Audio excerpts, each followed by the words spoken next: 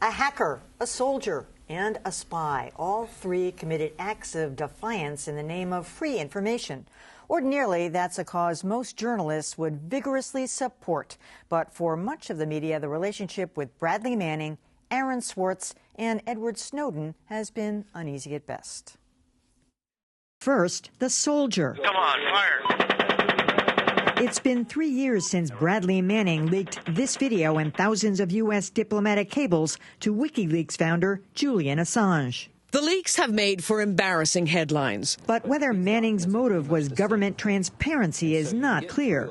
At trial this year, it was revealed he struggled with gender identity issues and may have succumbed to pressure from Assange. Manning was convicted, and the now vilified Assange remains holed up in Ecuador's embassy in London. Yes, he stole information. The hacker. Internet activist Aaron Swartz killed himself earlier this year as he faced federal charges for breaking into an MIT network and downloading academic journals. They drove him over the edge and made him kill himself. Swartz's supporters claim he was trying to make a political statement about freedom of information, and they blame his death on overzealous prosecutors.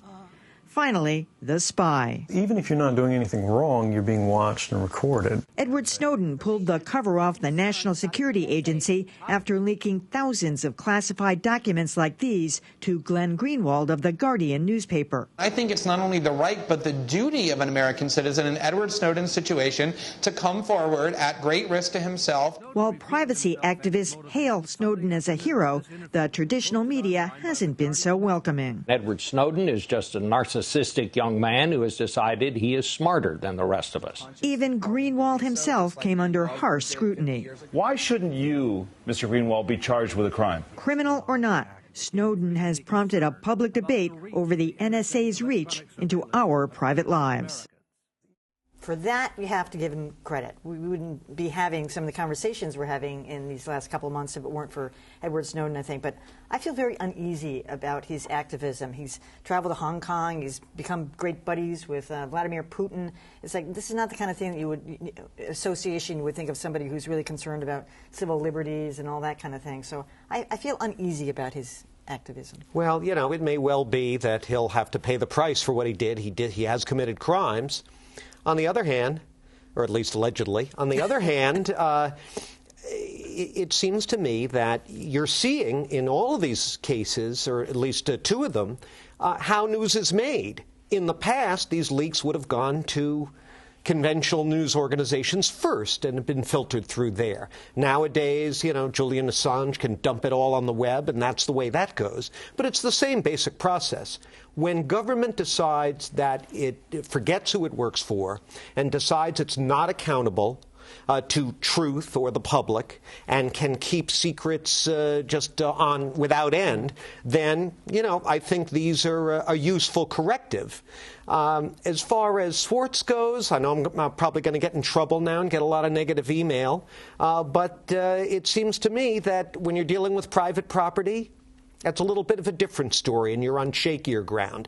But again, this is how the news media gets good stories. Someone who is privy to information decides to give it to us more often than not. At least Snowden tried to filter the information through some of the big news organizations, because Assange just put it out there with no redactions, nothing. Could have harmed people. Yeah, I mean, I think Edward Snowden acted as, I mean, if you want to look back at a responsible leaker of the past like Daniel Ellsberg, I think Edward Snowden acted in a fairly similar way. He went to very good news organizations. He specifically said, I don't want to put all this out there. I want other people vetting this. And in fact, The Guardian and The Washington Post have subjected it to their usual vetting process before putting this information out there. And now we have a situation in which you have President Obama being asked at his news conference, should Edward Snowden be pardoned? I mean, this is where we've come over the last 6 months. We have a panel suggesting reforms of the NSA to the president. The president says he's going to take those seriously. So in that respect, I think that the people who say that Edward Snowden is a hero have something of a point. I mean, I do think that Chelsea Manning just going to Julian Assange and saying, let's just dump all this stuff out there, that's a rather different story. And I don't... We should just make clear, Bradley is now going by the name Chelsea. Yes, Bradley Manning now goes by the name Chelsea Manning. I don't think that you can say that she acted in anywhere near as responsible a way as Edward Snowden has tried to act. I do think that Edward Snowden has aged well. Essentially, the story has when it first happened, and this is the case with any circumstance like this, there are lots of questions. We're not sure what the motivations are. The fact he was going to China raised lots of issues. I think as the year has gone by, the more we've learned, the more documents have come out in a very cagily arranged, steady drip of a new revelation every week or so that has really kept the story alive in a way that one big document dump, doesn't work just from a media strategy point of view. I think we've learned that he approached this about as responsibly as he could, and certainly there are lots of questions going forward. I think one of the most interesting things we're going to see next year is we're going to see the debut of Glenn Greenwald's new news organization, funded by Pierre Omidyar, the founder of eBay, who has committed $250 million to it. That's an enormous amount of money. To a broad-based news organization, but one that I have to think the next time there's an Edward Snowden and someone who has access to documents inside the U.S. government or some other government, they're thinking, who am I going to go to? Whatever Pierre Omidyar and Glenn Greenwald is building is probably going to be number one on the top of their list.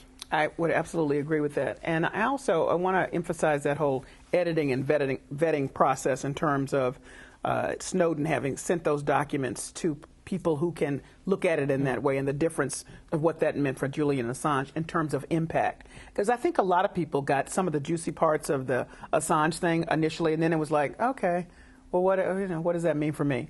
Whereas with the way that it was brought out by Edward Snowden, having people saying, here's what this means, here's how it happened, here's how it could be happening, XYZ, XYZ, I think that really says something. And I think also, not only have we changed or are we changing in our perspective about what he did, some of the animus toward him, I think, had to be with that he didn't sacrifice afterwards. He never seemed to plan for that. He didn't put himself on the altar of, I want to get this information out. This is very important to me. And, okay, so take me to jail if you must. He went and hid and ran around and Julian trying to find... no, I'm talking about Snowden. Trying to find asylum. And for a lot of people, that was like, well, what was your deal? What's going on? And that, I think, put a little taint on it. Yeah. But now, as it's unfolding, people they got to deal with what he brought out. Because the flip side of that is that Julian Assange, if Snowden has aged well and gotten to be more respectful, Assange went the other way. Exactly. Oh, that's for which sure. is very interesting. That's for sure. Yeah. One point about Aaron Swartz's legacy that's very interesting in this is that one of the last pieces of work he did was a very sophisticated piece of software that makes it relatively easy for future leakers to deposit documents, and there's absolutely no trace of who they are or where it came from. The New Yorker has set up this software. Other news organizations are setting up this software. There's a problem here, of course, because any news organization wants to know where the documents came from. But nevertheless, this does create this layer of protection for leakers that hasn't been around up to this point. One thing to keep an eye on, as I recall it, Daniel Ellsberg was a sidebar to the story of what was in the Pentagon Papers. I may be proven wrong over time here. It seems to me, for now, a lot of the attention's going to the personalities, Snowden, Assange, and not so much to the content of what they leaked. I really disagree. I mean, we're having conversations about the NSA that would have been inconceivable 6 months or a year ago. And not only just because we didn't know the facts, but also because, as I said, I think it's been very cagely presented in a way that has driven the conversation. The idea of reforming the NSA for spying, whether that happens or not, that's an idea that we wouldn't have been talking about otherwise.